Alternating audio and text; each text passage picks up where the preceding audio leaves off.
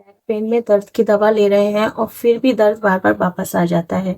आप भी वही गलती कर रहे हैं जो और सभी मरीज करते हैं, जिन्हें मैंने ओपीडी में देखा है कि जब वो दिखाने आते हैं तो उनकी रिपोर्ट्स कुछ होती हैं और कुछ दिन बाद उनकी रिपोर्ट्स कुछ हो जाती हैं, वो बदल जाती हैं।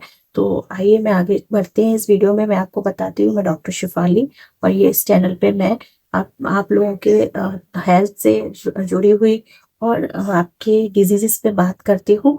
तो आज मैं बताती हूँ कि बैक पेन में मैक्सिमम जो लोग गलती करते हैं वो क्या होता है कि जब आपका जो दर्द है या तो वो दर्द की दवाइयों पर डिपेंड हो जाते हैं। जब दर्द स्टार्ट हुआ तो प्रॉपर बस मेडिसिन टैबलेट्स इस पे ही डिपेंड हो जाते हैं, उसका रूट कॉज नहीं पता करते, या फिर प्रॉपर मसाज एक्सरसाइज और इसी से अपने दर्द को कंट्रोल करने की कोशिश करते हैं।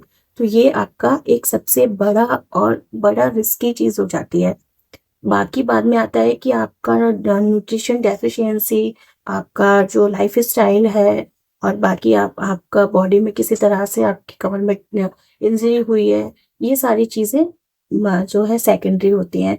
तो जब आपका दर्द स्टार्ट होता है, अगर वो 1 हफ्ते के अंदर ठीक नहीं हो रहा है तो इन केस इसमें कुछ मेडिकल कंडीशन हो सकती है और उसको रूल आउट करना बहुत ज्यादा जरूरी हो जाता है। बैक पेन बहुत सारे फैक्टर होते हैं बैक पेन के।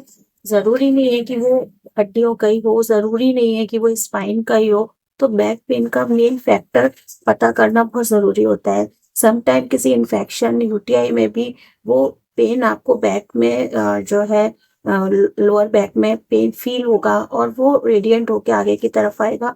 तो वो एक अलग फैक्टर होगा कि किसी तरह के स्टोन में भी समटाइम बैक पेन फील हो सकता है। तो वो डिफरेंस करना पड़ता है कि ये बैक पेन स्पाइन का है, दर्द का है, किसी तरह की इंजरी का है, या फिर ये बैक पेन सिर्फ और सिर्फ किसी इन्फेक्शन से हो रहा है। इसमें अगर 1 हफ्ते हो गया, आपको कोई भी रिलीफ नहीं हो रहा है, आपकी एक्सरसाइज से रिलीफ नहीं हो रहा है, आपको किसी तरह की मेडिसिन से रिलीफ नहीं हो रहा है, वो बार बार रिपीट हो रहा है, तो आप बिल्कुल अलर्ट हो जाएं और मेडिकल एडवाइस की उसमें आपको जरूरत हो जाती है।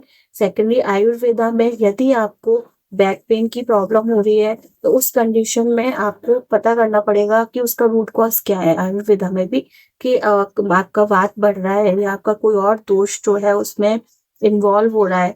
अगर उसको भी आप पता कर लेते हैं तो आप काफी हद तक अपनी हेल्प कर सकते हैं।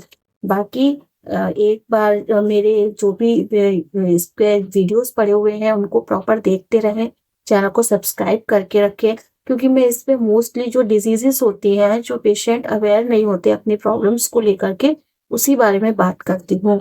Thank you. आगे इसी तरह से वीडियोस मैं देती रहूंगी, आप लोगों के लिए बनाती रहूंगी और आप लोग भी अपना इंटरेस्ट और अपनी लाइफ को लेकर के, अपनी लाइफ स्टाइल को लेकर के, अपनी डिजीज को लेके, अपनी हेल्थ को लेके इतने ज्यादा अलर्ट हो जाए। मैं बस यही चाहती हूँ कि हर एक बंदा जो घर पे अपने बैठा है या ऑफिस में है, उसे टाइम नहीं है, अपनी हेल्थ के बारे में बिल्कुल कंसर्न नहीं है, तो वो भी अपनी हेल्थ के लिए एटलीस्ट 5 to 10 मिनट्स दे करके थोड़ा सा अलर्ट रह सके और अपनी चीजों को प्रॉपर खुद भी अपने रूट कॉज को समझ सके।